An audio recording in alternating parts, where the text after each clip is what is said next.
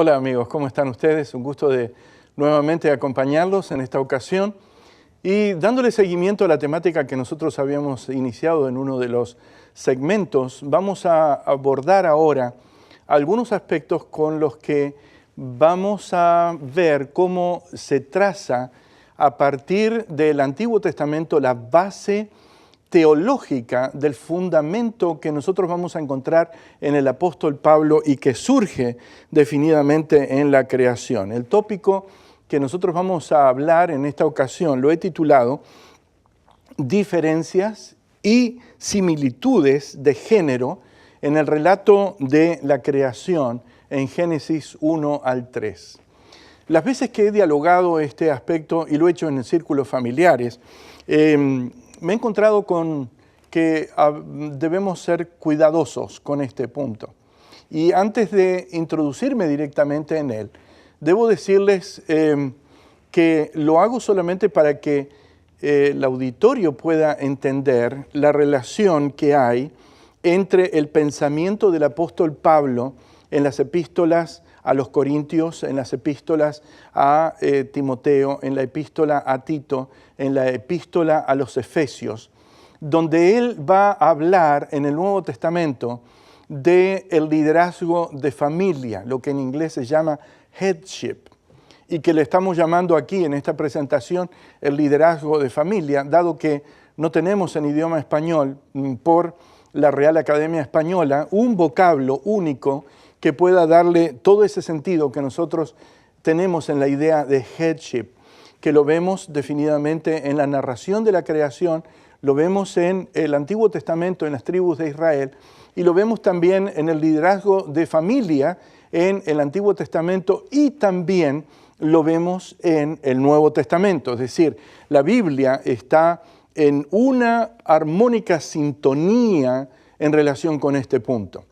A su vez, vale la pena que aclare que no tengo problemas con la visión de las damas en el ministerio y en el servicio ministerial de la iglesia en este tiempo. Sin embargo, lo que tengo dificultades en aceptar es el punto de la ordenación, dado que la ordenación femenina no se encuentra ni en el Antiguo Testamento ni tampoco en el Nuevo Testamento. Fuera de eso, este tema puede ayudarnos a arrojar luz sobre este punto. En primer lugar, si usted tiene su Biblia, por favor, vaya a ella, ábrala. No estamos en respuestas bíblicas aquí, si nos está sintonizando, si no le diría, busque un amigo, invítelo, abre su Biblia y estudiemos juntos este punto. Pero si quiere hacerlo así, vamos a hacerlo juntos desde este momento. Vayamos al libro del Génesis. En la narración de Génesis, en el capítulo 1, si usted abre su Biblia en Génesis en el capítulo 1, versículos 26 y 27, y vamos a ser relativamente ágiles en este punto, la Biblia dice lo siguiente: entonces dijo Dios, hagamos al hombre a nuestra imagen, conforme a nuestra semejanza, señoree en los peces del mar, en las aves de los cielos, en las bestias, en toda la tierra, en todo animal que se arrastra sobre la tierra, y creó Dios al hombre a su imagen, a imagen de Dios lo creó, varón y hembra los creó. Muy interesante este texto. En primer lugar, llama la atención muchas cosas. El tema trinitario puede golpear a nuestra mente. 3 veces aparece este aspecto aquí y el plural de divinidad está siguiendo al singular de presentación, porque el texto dice, entonces dijo Dios, hagamos.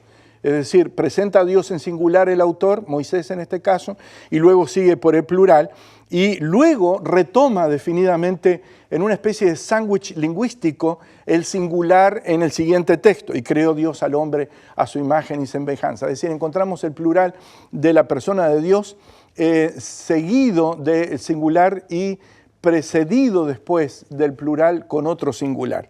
Pero el texto básicamente dice algo aquí en relación con la creación del hombre, y ese es nuestro tema.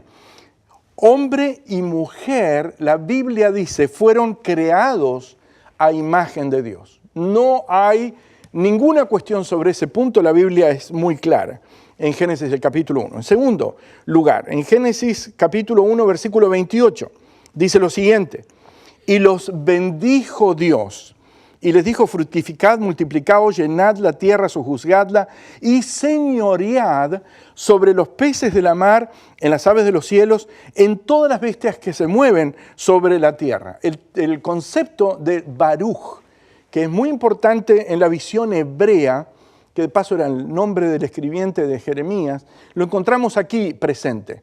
Lo vamos a ver en el texto del sábado, en el capítulo 2, versículo 3 del libro de Génesis también. El concepto significa la aprobación divina sobre el orden creado. Y en este caso encontramos que el concepto de bendición aparece en relación con la humanidad, tanto con el hombre como la mujer. Es decir, aquí encontramos que el concepto primero de que fueron creados a imagen de Dios, ahora se suma el hecho de que cuando Dios completa la creación, ambos están bajo la aprobación divina. El hombre y la mujer se presentan en el texto del Génesis, en el capítulo 1, como necesarios para la creación y la supervivencia de la humanidad, es decir, para la población del planeta. Vean lo que dice el texto, versículo 28 del capítulo 1. Dice: los bendijo y les dijo: fructificad, multiplicaos, llenad la tierra, sojuzgadla, señoread en los peces del mar, en las aves de los cielos y en todas las bestias que se mueven sobre la tierra. Este texto esconde un aspecto que vale la pena aclarar. Cuando dice el texto señorear, no significa el control despótico de la naturaleza. Significa la mayordomía, la administración cuidadosa, prolija y adecuada de todo aquello que ha sido puesto bajo la supervisión del hombre. Y ese aspecto está en la cultura. El hombre es el artífice de la cultura, y la cultura significa cultivar lo que Dios nos ha dado. Ahora nos encontramos que Satanás ha comenzado a dominar en la cultura y trata a través de la cultura de dominarnos a nosotros. Por esa razón, en una visión del conflicto de los siglos, nosotros debemos primar con las bases que vienen de la Escritura, de la voluntad de Dios, que surge claramente en el orden de la creación divina.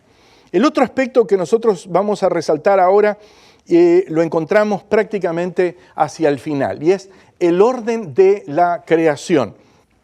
Hay un evidente orden o secuencia creativa dentro del libro del Génesis. Cuando usted va a Génesis 1, dice el texto, versículo 27 y 28, y creó Dios al hombre a su imagen, y vea ahora la secuencia, varón y hembra. Nunca va a decir, y no hay versión que lo señale, porque el original dicta la cátedra de la respuesta que es la traducción. No dice hembra y varón, sino dice varón y hembra los creó. Es decir, Adán, el hombre, es creado primero dentro de la secuencia del orden de la creación. El otro elemento que nosotros encontramos aquí dice que la mujer fue creada para el hombre, no el hombre para la mujer. Y estoy añadiendo elementos de lo que el texto no está. Ahora, quiero decirles, y voy a aclarar este punto, pero primero leamos lo que dice la Biblia. Dice el texto en Génesis 2:18, y dijo Dios: no es bueno que el hombre esté solo, le haré ayuda idónea para él. Cuando nosotros buscamos algo parecido en relación con la creación de Eva, no lo encontramos. Es decir, la dama, la mujer, es creada para el hombre como una ayuda idónea. En inglés dice help meet for him. Y no es al revés. Este es un punto importante que nosotros debemos tener en cuenta, porque cuando se está discutiendo hoy en día el liderazgo de familia, este aspecto surge y se trata de alterar. De hecho, nosotros vivimos una sociedad la cual está alterando este tipo de valores. No solamente este tipo de valores, encontramos que la relación hombre-mujer, mujer-hombre está siendo distorsionada dentro de la sociedad que nosotros vemos, y ya definidamente la señora Lira Scarone se estuvo refiriendo a esta alteración y la consecuencia que está teniendo dentro de la sociedad, y este es un cambio que viene de la cultura sobre el orden de la creación establecida por el Señor. Lo otro que nosotros encontramos aquí es que el hombre es fuente de la creación de la mujer. Y vean lo que dice el texto, Génesis 2, 21 y 22. Entonces, dice el texto, Jehová Dios hizo caer sueño profundo sobre Adán, y mientras éste dormía, tomó una de sus costillas, cerró la carne en su lugar, y de la costilla que Jehová Dios tomó del hombre, hizo una mujer y la trajo al hombre. Es decir, esto está indicando que el hombre es elemento de causalidad. Es decir, obviamente el creador es el Señor, no estoy diciendo eso, pero el hombre es valor instrumental en la creación de la mujer, de la misma manera como el polvo de la tierra es valor instrumental en la creación del hombre.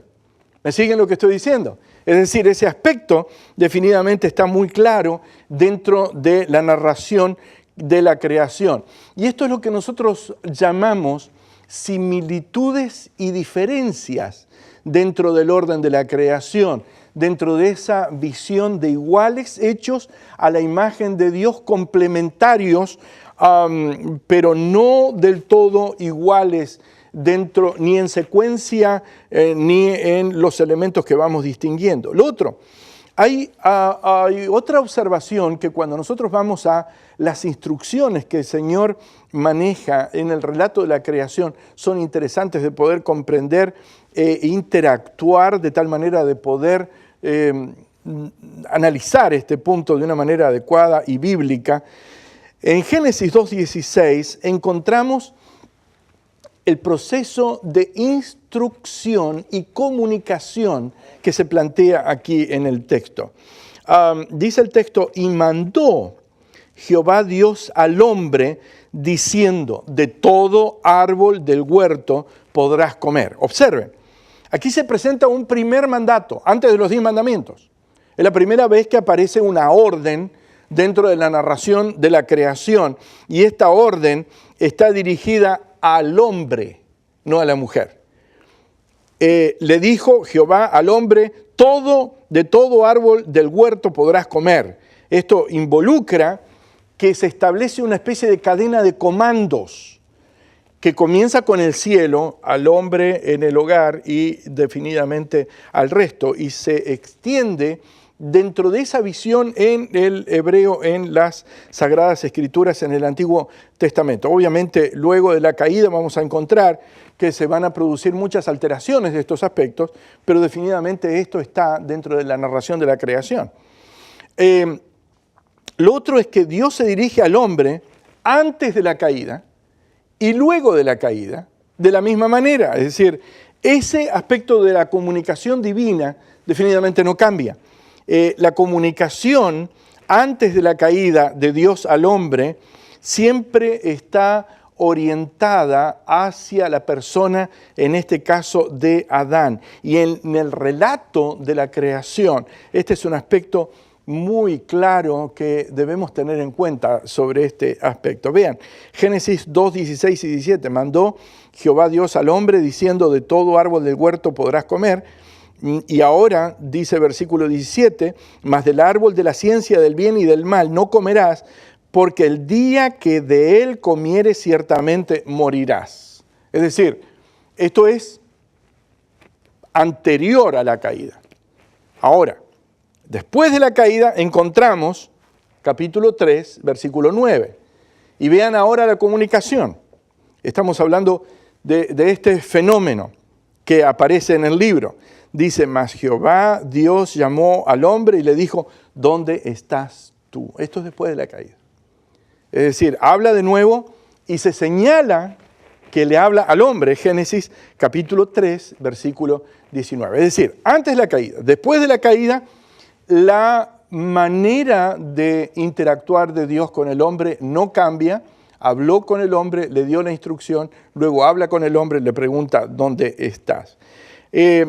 Luego nosotros nos encontramos, y ahora volvemos un poco atrás del punto, porque obviamente estamos en el versículo 19 de Génesis, y esta es una actividad que Dios le encomienda al hombre y se la da a él. Dios le pide a Adán que él nombre a los animales.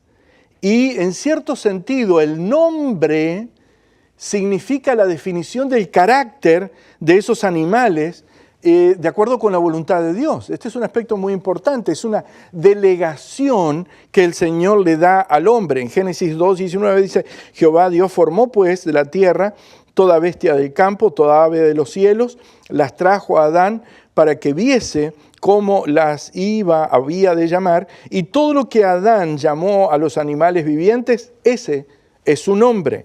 Y el versículo 20 ha de decir inmediatamente, y puso Adán nombre a toda bestia y ave de los cielos y a todo ganado del campo, mas para Adán no se halló allí ayuda idónea para él.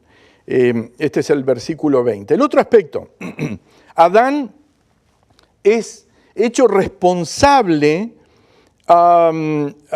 de lo que pasa. Es también de nombrar no solamente a este aspecto de la naturaleza, sino de nombrar a Eva. Vean ustedes el versículo 23. Dijo entonces Adán, esto es ahora hueso de mis huesos, carne de mi carne, esta será llamada varona, dice la versión 1960 que estoy leyendo y utilizando aquí, porque del varón fue tomada.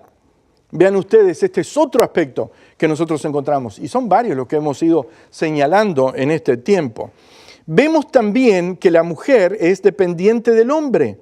Dice, estaban desnudos Adán y su mujer y no se avergonzaban. También la conversación de la primera mujer que se narra es con la serpiente en Génesis 3:2, y lo vemos luego de que Dios hace responsable al hombre en la caída. Vean ustedes en Génesis capítulo 3, versículo 11, y Dios le dijo, ¿quién te enseñó que estabas desnudo? ¿Has comido del árbol del que yo te mandé que no comieses? Es decir, se dirige directamente el Señor al hombre. Y obviamente todos los que pecaron son objeto de castigo, y eso lo encontramos en la narración en el capítulo 3, el versículo 14, 15, 16 y 17, que les recomiendo que ustedes lo vean. El hombre y la mujer finalmente asumen el castigo sin rechazo, lo vemos en los versículos 22, 23 y 24, y básicamente lo que le quiero señalar a la audiencia sobre este punto es lo siguiente. Aquí, en estos prácticamente 16 puntos que hemos señalado, vemos el orden de lo cual luego el apóstol Pablo, en la epístola a los Efesios, en el capítulo 5, versículo 16, se basa para decir, porque el marido es cabeza de la mujer, así como Cristo es cabeza de la iglesia, la cual es su cuerpo y Él es su Salvador. Pero de hecho, el liderazgo de familia está en la visión bíblica que nosotros hemos visto en las manos del hombre, y esa visión la vemos a lo largo del Antiguo Testamento, se extiende hasta el Nuevo Testamento, hasta nuestros días, y debemos respetarlo por palabra de Dios.